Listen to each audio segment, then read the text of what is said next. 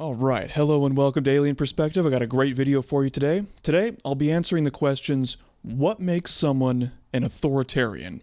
What are the 10 symptoms of what I think should be called the authoritarian personality disorder? For more videos on politics, political psychology, and autism awareness, subscribe for more. I think that this is a topic that everyone should know about because we are facing an unprecedented authoritarian threat in this country. Plus, understanding the authoritarian personality is important because we aren't talking about some niche 3% of the population here. Check this out. So this is a 2021 Morning Consult survey. This guy, Altemeyer, his name is Bob Altemeyer. He is the leading researcher on the authoritarian personality, and he called this the best study ever done on authoritarianism. Just look at this. 1/4 of Americans have an authoritarian personality. That is a crazy high number, isn't it? Growing up hearing everything you do about how America is the exceptional shining democracy city on the hill, 1/4 of Americans have an authoritarian personality. Alright, so we're going to start with one of the big 3 symptoms, which is authoritarian submission. This Trump quote, in my view, summarizes it best. I could stand on the middle of 5th Avenue and shoot someone, and I wouldn't lose any voters. Hopefully my head isn't blocking the word voters. It probably is. All right, I just needed to cut in here to ask a question. Why? Why are they like this? Because that's what's interesting about this video, right? It's not just the symptoms, it's why are they like this? It just feels so alien to me that you would blindly follow authority. And as we go through this video, it'll become more and more obvious as to what that underlying subconscious motivation is. But I'll spoil one thing. Subconsciously, authoritarians think that falling in line will keep them safe. And that way of thinking becomes a habit. The selfishness of fear, huh? Now, I don't want you stepping away from this video thinking that authoritarianism is just a political thing. It's media too, and religion has always relied on submission to authority. You can see in this Bible quote, this kind of black and white, conform with us or you're the enemy style thinking, which is a real perfect segue into number 2. Authoritarian aggression. So, this is where I'd like to introduce the idea that the authoritarian personality, it's not only simple-minded, black and white thinking, kill or be killed, but it's also primitive and animalistic. It reveals this deep fear that, if you're not like me, if you're not part of my tribe, you scary. Hence the more violent tendencies. And you don't have to be a history major to understand, wow, this impulse has had a really terrible effect on our species throughout history. Fear is such a big player in authoritarian aggression. You can see here, so this is the amygdala. The amygdala is the fear receptor in the brain, and you can see that as people go further to the right, the amygdala is larger. I just can't emphasize enough that the amygdala is the lowermost, primitive reptile part of the brain, the kill or be killed fight or flight part. And that part is larger and more active in people who are on the far right. By the way, this is the source on that. All of my sources will be down in the description box. Great picture here displaying authoritarian aggression. The shirt says, talking to you reminds me to clean my gun. And you just know that this MAGA Karen would be the type of person whining about cancel culture, right? This real First Amendment free speech warrior, huh? If you talk the wrong way, you say the wrong things, you challenge my beliefs, and I want to do violence on you. Again, I want to emphasize, authoritarian aggression, it is not just political. It's religious as well. And of course, we have our version here too. You know, the equivalent of this dude right here is like your average incel mass shooter dude. Losers. God damn it, it's so irritating that we haven't evolved out of this yet. I can't believe that I'm part of the same species as these Neanderthals. Anyway, moving on, number 3. Okay, conventionalism. This is sometimes called traditionalism. In other words, we do the thing because we do the thing and I'm used to it. Our tradition hurts people? Psh, we do it because we do it. The root of this really comes down to fear of change. To many humans, what is familiar is safe, even if it sucks. I think there's a very primitive core to a fear of change because most animals, right, they have a specific path. You know, they got to keep it on the rails, right? There's a specific kind of environment that they work well in, specific type of food that they need to eat, and any sort of change is a destabilization to their ability to survive. And it's not like we've totally evolved out of it. I really feel like I'm doing the name of this channel justice when I analyze humans as being like animals. One of the things you'll notice about these far-right authoritarian people is their complete inability to question or challenge the existing hierarchies and inequalities in society. And I think in part it's because to question the way things are is also to question what they've been told their whole life, and to question the people that have told them the bullshit their whole life, whether that's family, clergy, teachers, media. And that is a level of courage that is a bit too much for this crowd. So authoritarian submission, authoritarian aggression, and conventionalism/traditionalism, those are the necessary three to have an authoritarian personality.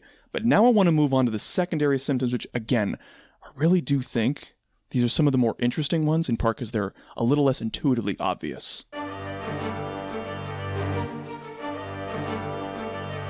Just the best image I could find when it comes to mental rigidity and dogmatic thinking. Beyond the symptoms we already talked about, part of it is just fear of admitting you're wrong. Part of it is fear of admitting you've been wrong for a long time.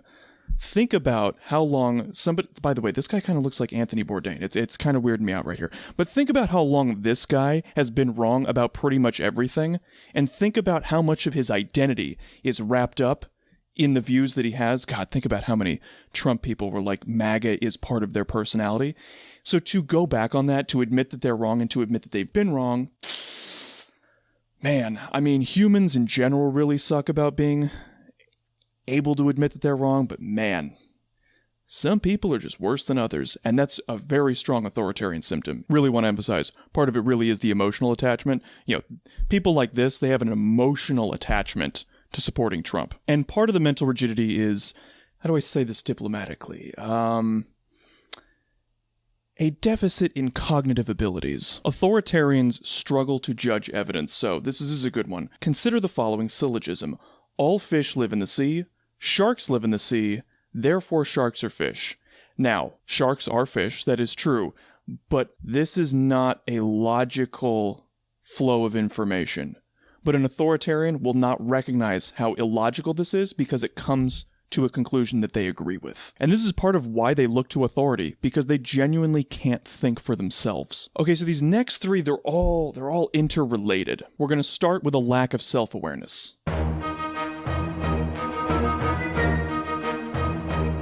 So a friend once asked me, how many of these Republicans know that they're fascists? And the answer is very, very few. Authoritarians, and by the way, this is from Bob Altemeyer, authoritarianism researcher I mentioned earlier, authoritarians are also often unaware of just how different they are from most people. They tend to believe that they are very average. Altemeyer has found that authoritarians in America underestimate how prejudiced and conformist they are compared to the majority of Americans.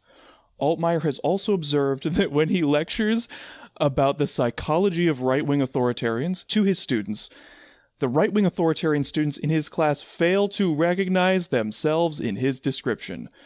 Altemeyer believes the tendency of authoritarians to avoid anyone who isn't like them reinforces this belief that they're normal. They have relatively little contact with normal people. By the way, you could see here sensitivity to disgust. Remember the amygdala part earlier? Well, the amygdala also handles disgust.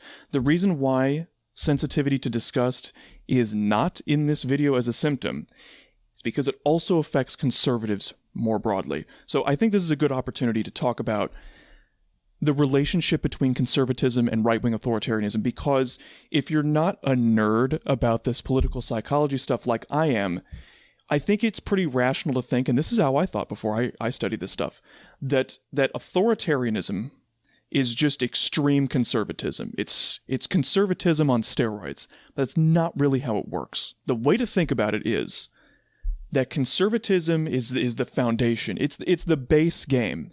And authoritarianism is the expansion. It's the DLC. It's the bonus content. So in other words, authoritarians have all of the lovely psychological tendencies that conservatives do, but they have some additional things that conservatives don't have, and that's what makes them authoritarian. Anyway, back to a lack of self-awareness. So, research for decades has shown that these far-right authoritarians avoid introspection. Now, I don't know if this is because they lack the cognitive abilities to look inward at themselves, or if it's a fear-based thing. You know, it takes courage to look at yourself honestly in the mirror and to examine the parts of you that are ugly. And the lack of self-awareness, the aversion to introspection, leads us into number 6. Okay, so projection. Projecting your undesirable qualities onto others. You know that person that doesn't like something about themselves, and so they rant about that quality when they find it in other people? That's these authoritarian people. This is the source of their constant hypocrisy. This is also the main reason they don't understand people like us. It's not just the conformity, it's not just that they aren't around people like us, it's that right-wingers are so close-minded that they are unable to understand perspectives different from their own. So right-wingers actually think that we are just as dishonest, team-playing hacks as they are. Which gets us to number 7. Okay, so now we get to cynicism, but it's a particular form of cynicism. It's a cynicism about human nature. Look, I mean, you made it this far. Are any of these qualities positive qualities? Can any of them have like a, well, it's kind of bad to some people, but it's good to others? Like, no, these are kind of black and white, just blanket bad qualities. And because they project that everyone is like them, of course they're going to think humans are garbage deep down. Right-wing Christians provide the best example of cynicism about human nature because a core piece of their ideology, of their dogma, is that we are all sinners.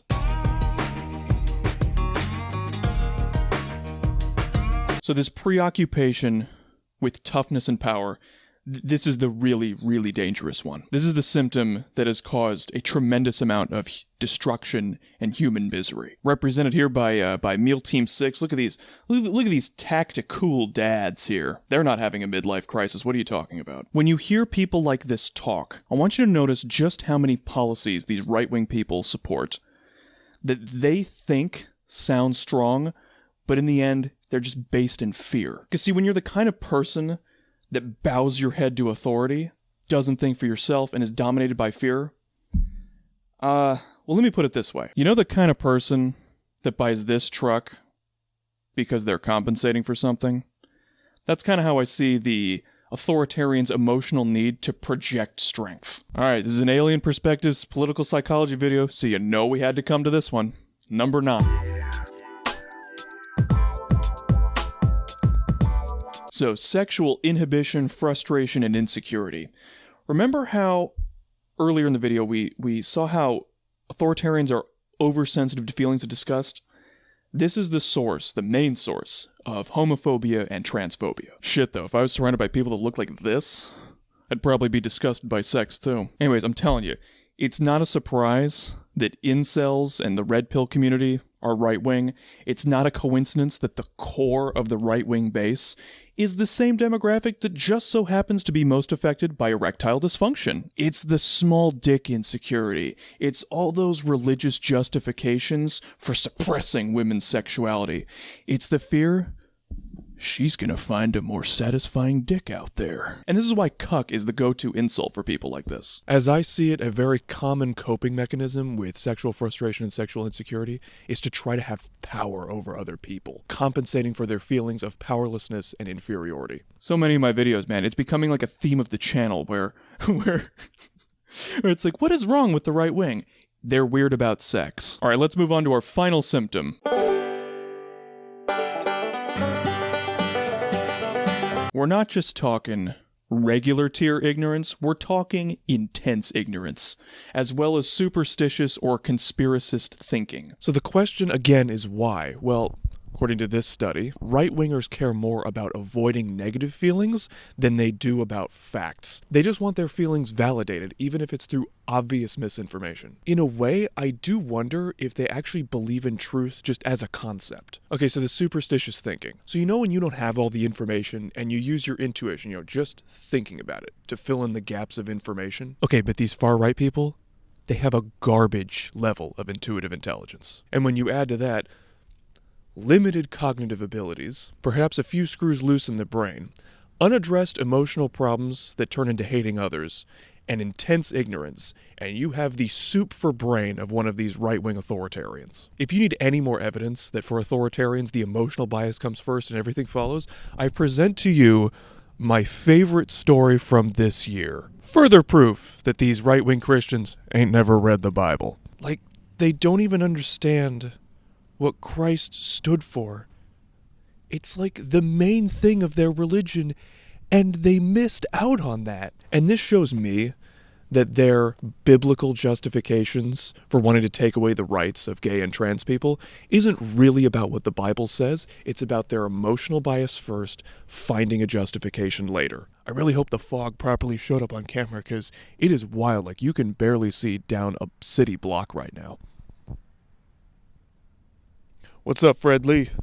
Fred Lee! Hi everyone, look at me. I'm in portrait mode. Check out my TikTok. Alright, so I want to finish this video with something I brought up at the very beginning of the video. Should right-wing authoritarianism be considered a disorder? Now, I'm cautious about this because there is some seriously bad historical precedent in labeling people who disagree with you politically as having a disorder. Though, ironically, every time that's happened, it was by a right-wing authoritarian government. I just realized that actually connects with one of the previous symptoms.